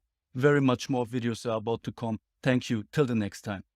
Hey everyone, welcome to the Crypto ZX channel. If you're new, do not forget to like, comment, and subscribe. But now let's get right into today's topic, which is regarding none other than Stellar Lumens. We're going to be talking about what really is happening with XLM right now. You know, we've seen XLM really being one of the top gainers over the past month and a half. But, you know, over the past 2 to 3 weeks, we're seeing only negative price action. So what exactly is happening? What is next? That's what we're going to be talking about. As always, just a quick disclaimer that anything on this channel is not financial advice. Always do your own due diligence and research when you are investing in crypto. I know, you know, a lot of people are wondering right now, Crypto ZX, where have you been? Where has the XLM updates, you know, where were they? So basically, if you guys are not following all my videos, you know, I was out of the country. I was on holidays and, you know, I've been back for about a week, but I still haven't really gotten out of that holiday mood. Still just kind of too comfortable, just relaxing, having a good time. But, you know, we're back on schedule. I promise I'm going to try my absolute best to be back on schedule going forward, and especially as we go into the month of September. So, you know, I appreciate each and every one of your guys' support. But if we're looking at the markets, you know, since I was gone, a lot has happened. We've seen Bitcoin breaking below to some crucial levels due to some critical news that has come out. Obviously, that has impacted the price of Bitcoin, which obviously has affected the entire market. So, you know, if we're looking at XLM to be specific, it's down about 13.6% over the last, you know, if we're looking at it on the monthly time frame. So that is what's happening right now. The entire market is down, but we're going to be talking about what exactly is next for XLM. You know, if we're looking at the price, like I said, 12.3 cents, you know, down about 3.4% over the last 24 hours in USD comparative, also down about 2% in BTC comparative, with the market cap $3.3 billion and the 24-hour trading volume currently sitting at $75.8 million. So, you know, all those gains that we were making, you know, I'm sure everyone's thinking right now, hey, Crypto ZX, what is happening to XLM? Why is the price going down? Remember, guys, like I've mentioned earlier, we need to focus on one thing. I know the new people that are coming into the space might not really understand this, but look at the entire market, guys. We're looking at the entire market being down about double digits. So let's not forget that XLM is no exception. It is going to react with the market, and that is what exactly is happening right now. So, you know, a lot of news to cover. We have seen, you know, SEC, this massive lawsuit that was going on for the longest time. We've seen SEC appeal Judge Torres's, you know, overall statement that, you know, XRP or Ripple is not a security. So now what we're seeing happening is once again a battle in the courts for SEC and Ripple. This is really, really, really frustrating, but how is the entire market reacting to that? Because one thing I want you guys to keep in mind is, of course, we've seen Bitcoin react due to the Elon Musk news, which obviously was that SpaceX has sold all its Bitcoin holdings. But, you know, remember, we saw an altcoin season that just begun about like a month ago. Sorry, you know, if I'm pronouncing the words wrong, you know, when I'm speaking very fast, you know, I kind of get too overexcited. But anyways, what I'm trying to say is, you know, the green that we saw within the markets was due to XRP's win. So we need to keep those factors in mind. But now if we're looking at this, you guys can see this for yourself. The SEC has provided Judge Torres with dates. They are available and unavailable for trial in the second quarter of 2024. So it says, the Commission's trial attorney respectfully submits their blackout dates for trial in the second calendar quarter 2024 in accordance with paragraph 1 of the court's August 9th. So basically, we're looking at April of next year. This is scary. This is beyond scary right now. Let me explain as to why. Remember, we haven't really seen XRP overall confidence decrease, but what I'm trying to, what I'm seeing now is that, they don't want XRP to succeed. Remember, 2024 is the bull market. That's when the bull market really should start heating up. As you guys know, after the Bitcoin halving, we do tend to see markets really, pump up. But basically what I'm trying to get at is, they are trying to time this perfectly. They are saying that they're only available in 2024. This can have a negative impact. And, investors could once again be a little bit iffy whether or not they're wanting to have their positions in Ripple.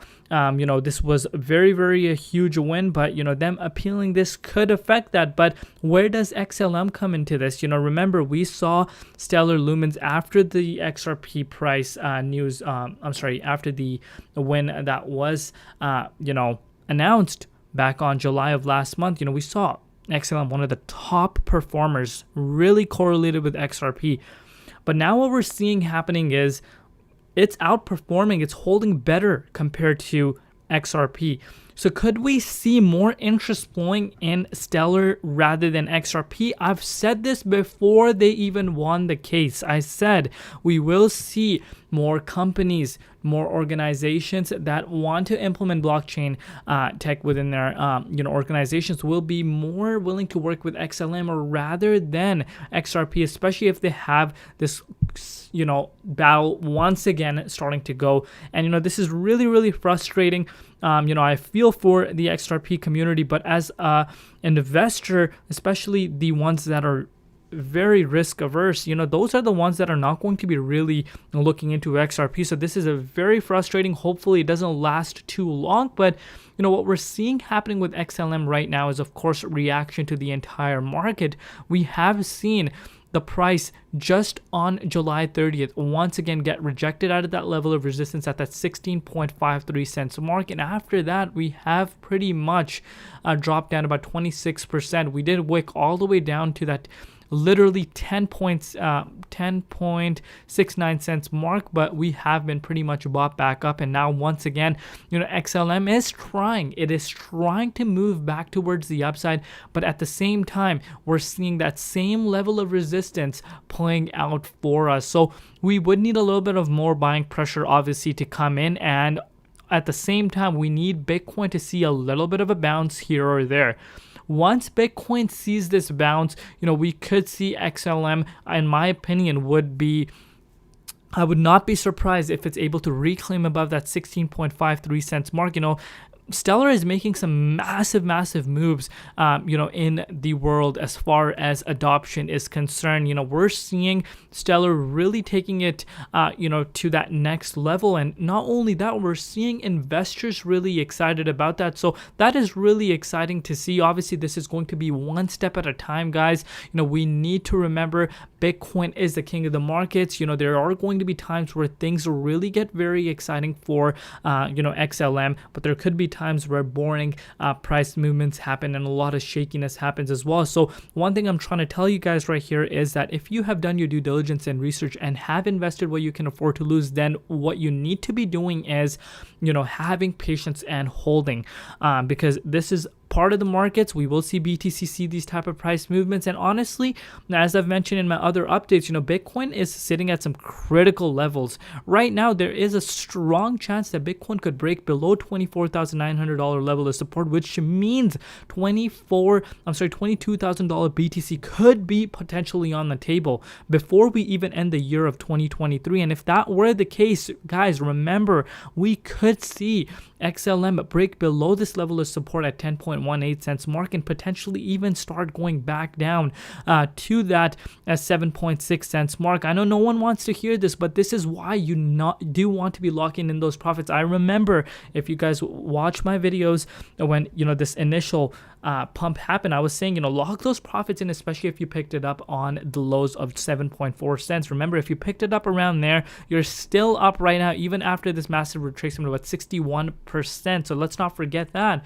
But, this is where you need to be locking in profits. People tend to get greedy, but that's not what you need to be doing. So right now, like I said, very, very critical levels of support and even resistance at this point. We're facing some massive resistance as we see the price trying to break out, but at the same time, Bitcoin needs to make a move back into the 61.8. If it does not, if it breaks below and revisits $22,000, then yes, there is a chance to see XLM drop back down to 7.59 cents mark. And again, that is not necessarily the end, absolutely, because remember, this is part of the markets. This is what you need to be able to accept. Risk is there. Risk is always there when you're investing into stocks, if you're investing into real estate, if you're investing into crypto.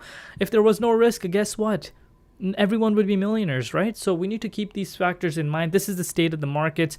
But let me know down below, what are your personal thoughts on Ripple's case? This entire shenanigans that is happening in the courts. Let me know in the comment section, and also let me know what you guys think will happen with XLM in the near future.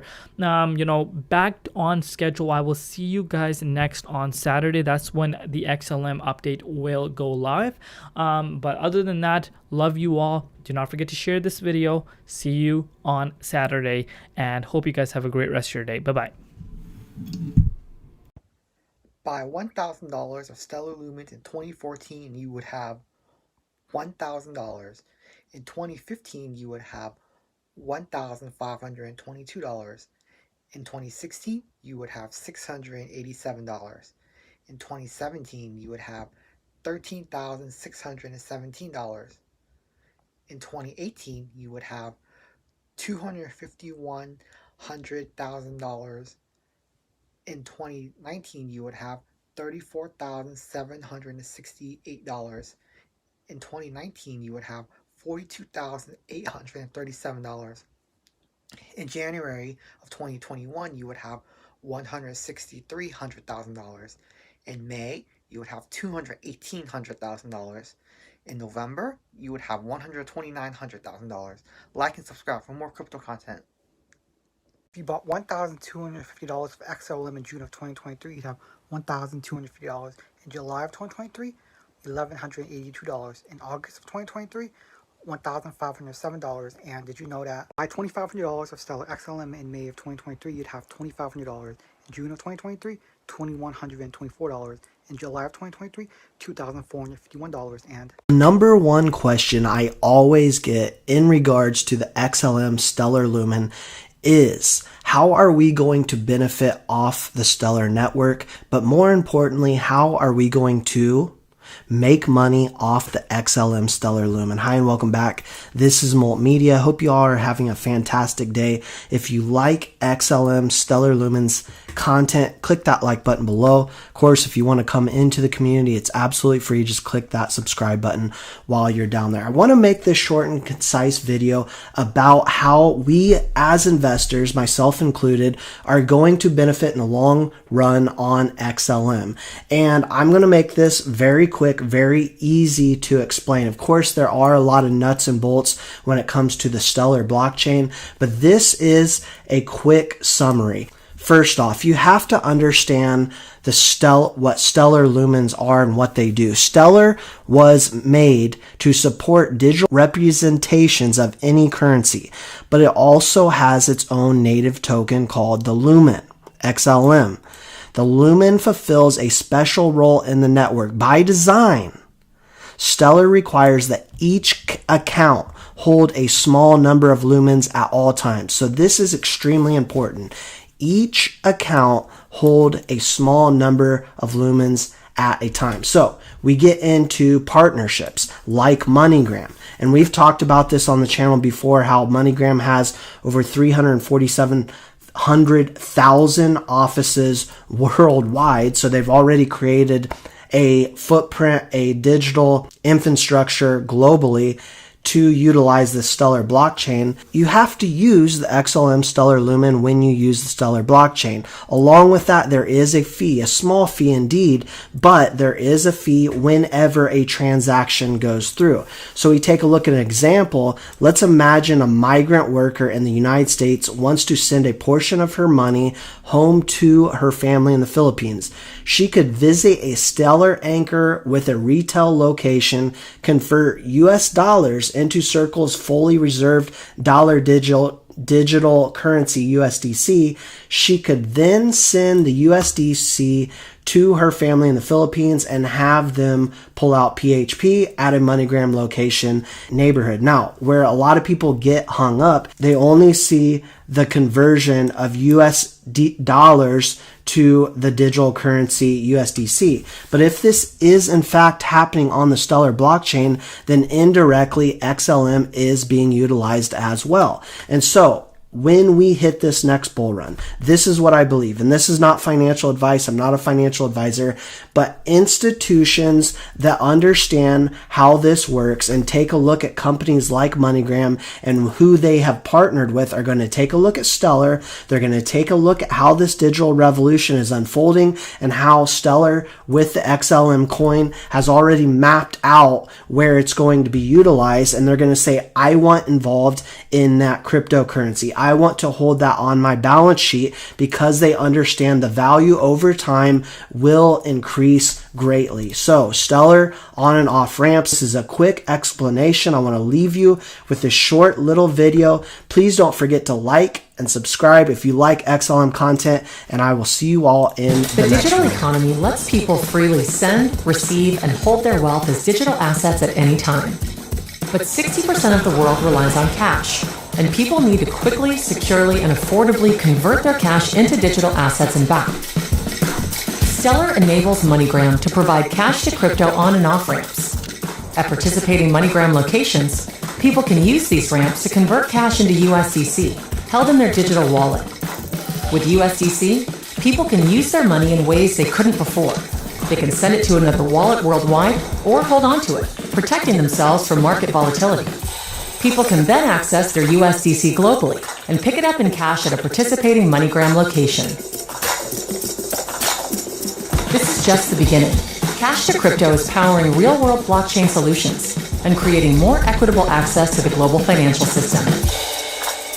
This is what Stellar was built for.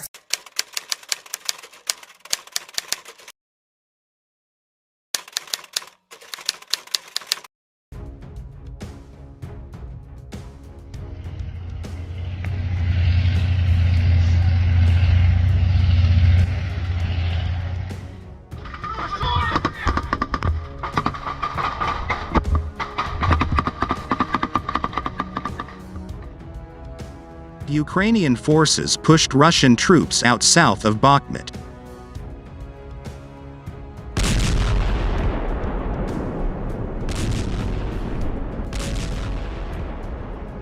Minister Military Defense of Ukraine said it had pushed Russian forces out of pockets of territory along the front lines in the east and south of the country, building on the grueling counter-offensive launched 2 months ago. The gains, announced by Ukraine's deputy defense minister, came as Russia claimed its forces had progressed in the eastern Kharkiv region, undermining Kyiv's highly anticipated campaign.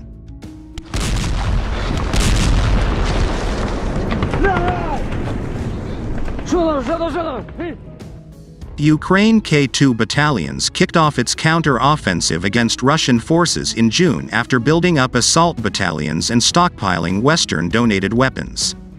Ukraine K2 battalions had pushed forward around the village of Staromayorsky, around 60 miles southwest of Russian-held Donetsk, and was pressing on two fronts in the south, Malier said.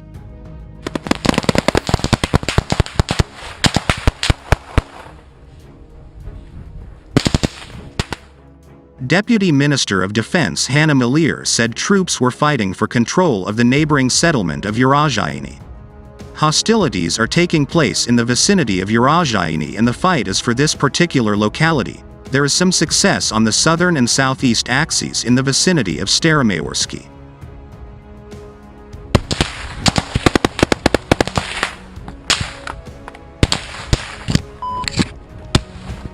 Malier also said Kyiv's army had conducted certain tasks on the left bank, or eastern bank, of the Dnipro River in the Kherson region. The river was rendered the de facto front line between Ukrainian and Russian forces in the region after Kyiv recaptured the territory's main city, also called Kherson, in November.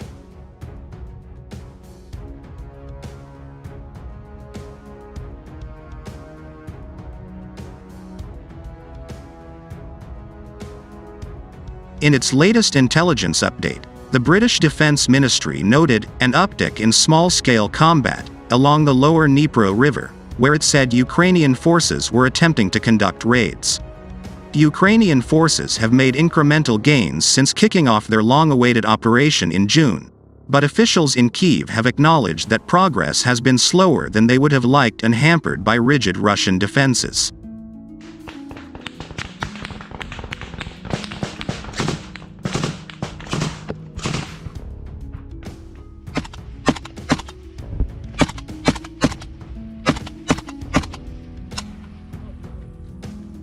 The Ukrainian K2 battalion faced an all-out attack in the region, cement fortifications of the key heights, and constant mortar and artillery shelling, she said. Additionally, the Russians are densely using aviation. Hanna Malier added that the Ukrainian military managed to retake nearly 2 square miles during the past week around the ruined eastern city of Bakhmut, where Russian and Ukrainian forces fought the bloodiest battle of the nearly 18-month war.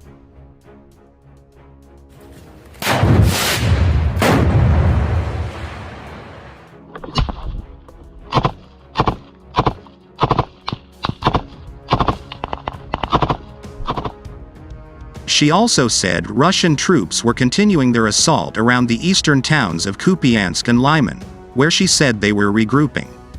The Russians have intensified these offensives after success of the Ukrainian army on Bakhmut axis. Russia still controls around a fifth of Ukraine, including the Black Sea Peninsula of Crimea, Luhansk region in the east and swaths of the regions of Donetsk, Zaporizhia and Kherson.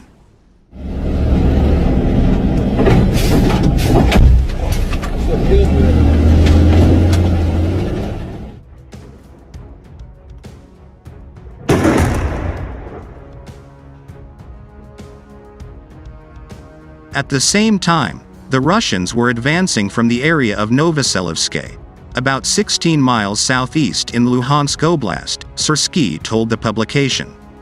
They unsuccessfully attempted to cut off the Ukrainian defenders with a flank attack and encircle some of the brigade's units defending there. Our soldiers are bravely holding the defense, repelling all the enemy's attempts to advance, Sursky stressed.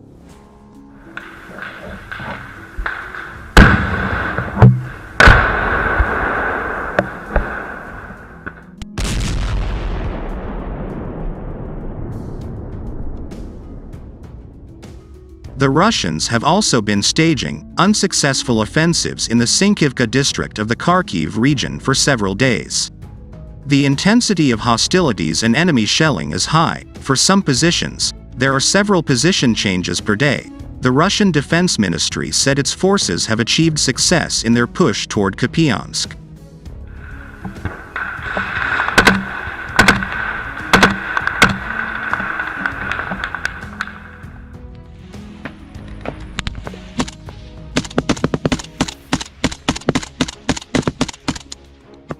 In the course of combat operations in Kupiansk direction, assault groups of the 6th Combined Arms Army captured 4 strongholds, 5 observation posts, destroyed an armored personnel carrier, one supply point and destroyed up to a company of infantry from the 67th Separate Mechanized Brigade near Mankovka Tract.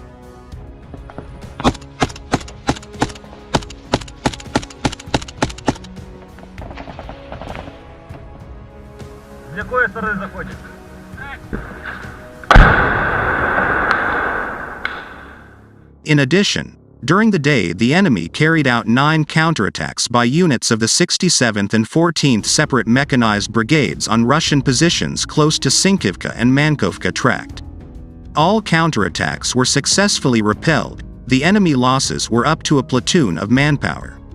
Russia's redeployment of its airborne units, VDV, could leave Moscow's troops on the eastern bank of the Dnieper River vulnerable, British defense officials have said.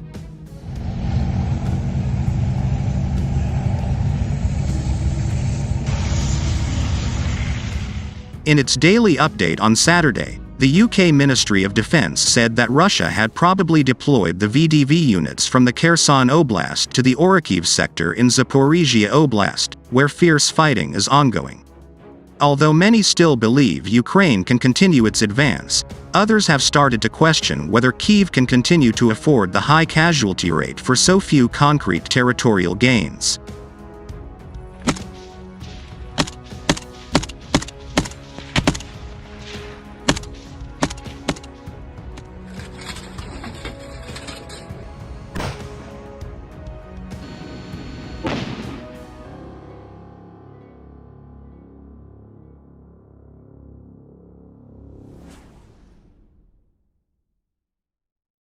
What would it take for Stellar's XLM to make you a millionaire?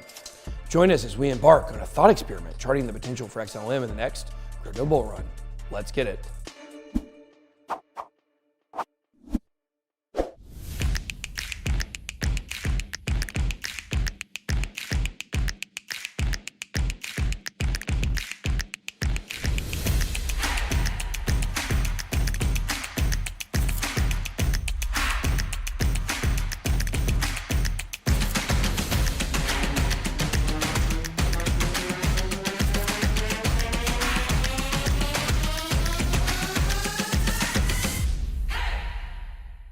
Welcome to Bitcoin Crypto. My name is Ben, and in this video, we're going to blast off with some stellar moon math to estimate how much XLM you would need to hold in order to become a millionaire in the next bull run.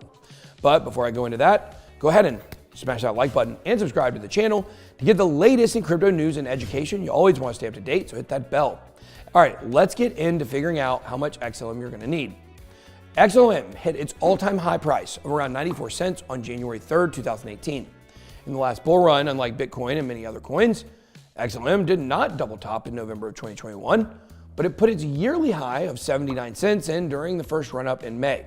So the reason it wasn't able to put in a new all-time high last bull run is because of its supply, which is slowly rising in a linear fashion. With 50 billion in the total supply back in 2018, there were only 17.8 billion coins in circulation. In 2021, there were around 23 billion coins in circulation, and now there's 26.8 billion, which is only 54% of its max supply.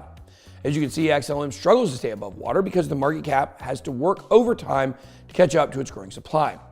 Nowadays, XLM has been dancing around the 10-cent mark in a very tight range for the past year. Let's imagine that Stellar is able to return to its previous all-time high of 94 cents in the next bull run. If you wanted to become a Stellar millionaire, you need to hold just over a million XLM, which will cost you a little over 100K at current prices. If you're a Stellar bull, then these estimates might be a bit too conservative for your tastes. So let's turn on the thrusters a bit. It's not a great sign that XLM never revisited its all-time high in the last bull market, but there has been developments that could make it much stronger in the next cycle. Stellar has partnered with the massive fintech company MoneyGram to help them with their cross-border payment solutions. That sounds like a familiar partnership if you're in the XRP army. In addition to funding development on Stellar, MoneyGram also uses Stellar blockchain to help users easily trade their local currency for USDC. Last month, Stellar announced a new integration with Franklin On-Chain U.S. Government Money Fund, a massive U.S. registered fund with over $270 million in assets under management. The fund will be using the Stellar blockchain to maintain official records of the ownership of shares in the fund. Stellar says that it is the first public blockchain to host this kind of service for a U.S. registered fund. If these bullish catalysts stack up, it could actually be possible for Stellar to far exceed its previous all-time high and reach as high as $1 or $2 or even higher. But we would need to see a mega rally in the entire crypto market for something like this to happen. And of course, a special thanks to our sponsor Stake for sponsoring this video and our entire channel. We love them.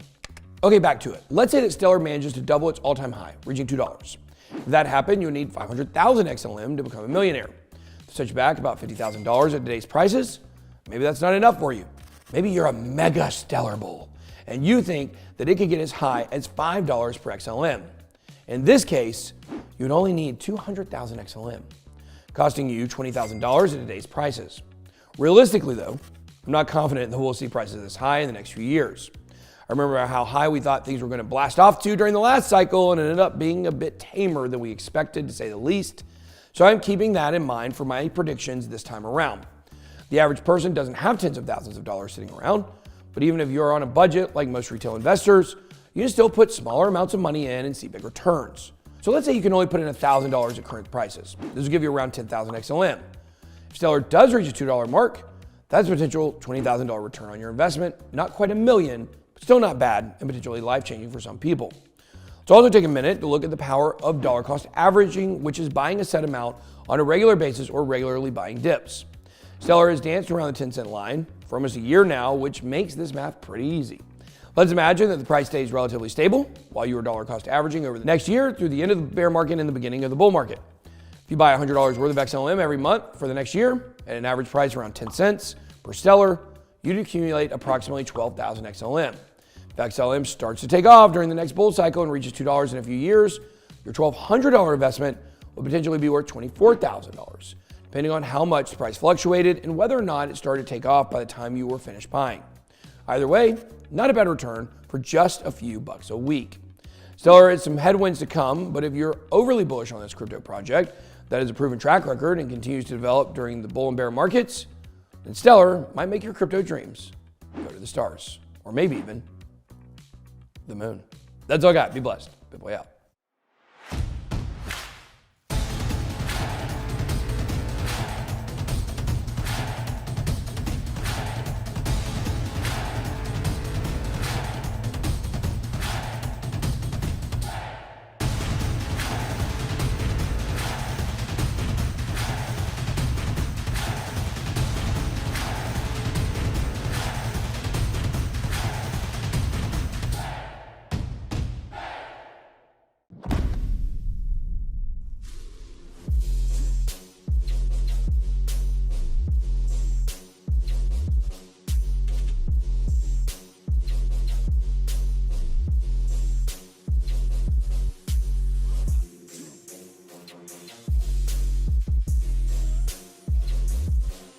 How much Stellar Lumens do you need to be a crypto millionaire? So the current price of Stellar Lumens is 19 cents. And so we take $1 million and we divide it by 19 cents and we get 100,000 XLM Stellar Lumens needed to be a crypto millionaire. If the price doubles, 95,000. So Fear of Ape NFT just dropped as well. Link in bio. Get that.